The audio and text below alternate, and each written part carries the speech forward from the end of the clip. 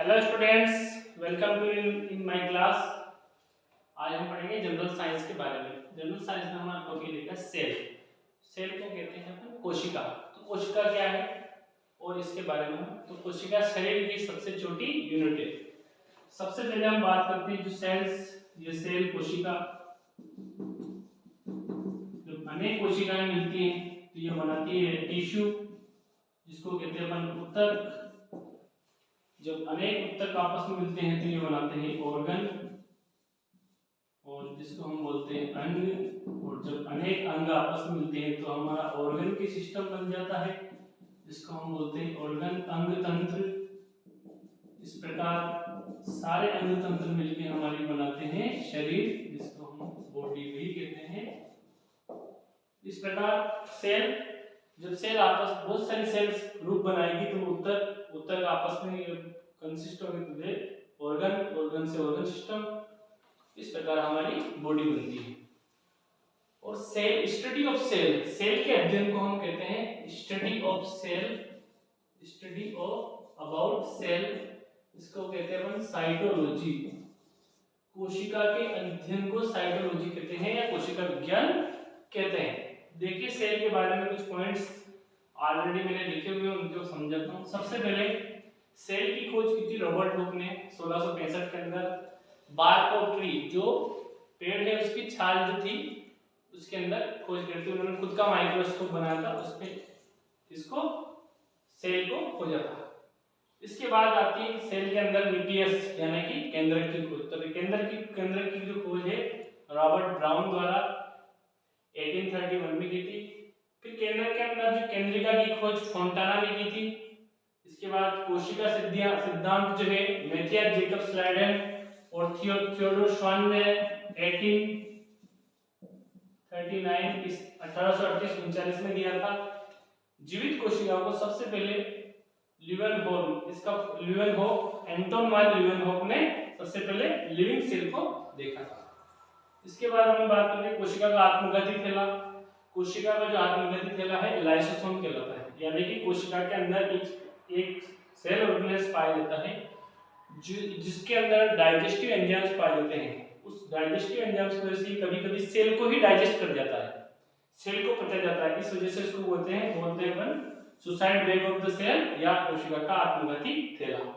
अगला क्वेश्चन है कोशिका का पावर हाउस। कोशिका का पावर हाउस का मतलब कोशिका का बिजली घर, यानी कि जो कोशिका के अंदर ऊर्जा का निर्माण करता है। तो माइटोकॉन्ड्रिया जो है इसके अंदर श्वसनकारी एंजाइम्स पाए जाते हैं और ये कोशिका के अंदर एनर्जी बनाने का काम करता है। माइटोकॉन्ड्रिया के अंदर जो एटीपी के रूप में ऊर्जा बनती है और ये माइटोकॉन्ड्रिया कोशिका का पावर हाउस या बिजली घर कहलाता है। अगला क्वेश्चन अपना है कोशिका प्रोटीन फैक्ट्री, यानी कि प्रोटीन निर्माण।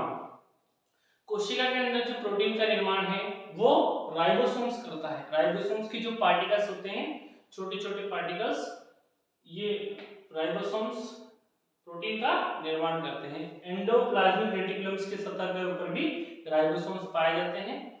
तो एंडोप्लाज्मिक रेटिकुलम जिसके ऊपर राइबोसोम्स पाए जाते हैं उसको हम रफ एंडोप्लाज्मिक रेटिकुलम कहते हैं, और वो भी प्रोटीन्स का निर्माण करने में महत्वपूर्ण भूमिका निभाती है। इसके बाद अपन बात करते हैं माइटोकॉन्ड्रिया की खोज। तो माइटोकॉन्ड्रिया की खोज स्टूडेंट्स अल्टमान ने 1886 के अंदर करी थी। पादप कोशिका का सबसे जो बाहरी आवरण है, प्लांट सेल जो सबसे बाहर जो वो है बाहरी आवरण है कोशिका भित्ति, यानी कि सेल वॉल। सेल वॉल की वजह से ही जो प्लांट सेल है वो फुली हुई रहती है, यानी कि स्थिति कंडीशन में रहती है। कोशिका का रसोई घर यानी कि भोजन, तो कोशिका का रसोई घर कहलाता है क्लोरोप्लास्ट। हरित लवक बोलते हैं इसको। प्रकाश संश्लेषण क्रिया जो होती है हरे पेड़ पौधे सनलाइट को ट्रैप करके कार्बन डाइऑक्साइड और वाटर की उपस्थिति में अपना भोजन स्वयं बनाते हैं प्रकाश संश्लेषण क्रिया द्वारा। और वो प्रकाश संश्लेषण किसकी उपस्थिति में होती है? क्लोरोप्लास्ट या हरित लवक की उपस्थिति में। अब आता है गोल्जी काय। गोल्जी काय यानी गोल्जी बॉडी। कैमिलो गोल्जी ने गोल्जी काय की खोज करी थी और इसका मुख्य क्या है? सेक्रेशन करना, स्त्रवण करना, शुगर वगैरह इनका सेक्रेशन करना। जीव द्रव्य की अपन बात करते हैं तो जीव द्रव्य यानी कि प्रोटोप्लाज्म जो शब्द है वो पुरकेंजे ने दिया था। और प्रोटोप्लाज्म के अंदर क्या क्या आ जाती है? प्रोटोप्लाज्म के अंदर प्रोटोप्लाज्म में जो साइटोप्लाज्म यानी कि जो कोशिका द्रव्य और न्यूक्लियस ये दोनों ही शामिल हैं। इस तरह से केंद्रक, साइटोप्लाज्म, ये प्रोटोप्लाज्म का निर्माण कहते हैं। पुरकिंजे ने इसको जीव द्रव्य को जीवन का आधार कहा है। प्रोटोप्लाज्म को जीव द्रव्य भी कहते हैं, जीवन का आधार पुरकिंजे ने कहा था। तो स्टूडेंट्स आप समझ गए होंगे इस प्रकार सेल से रिलेटेड बहुत सारे क्वेश्चंस बनते हैं। इस प्रकार के क्वेश्चन कंपटीशन एग्जाम में भी पूछे जाते हैं, अधिकांश पूछते रहते हैं। तो ये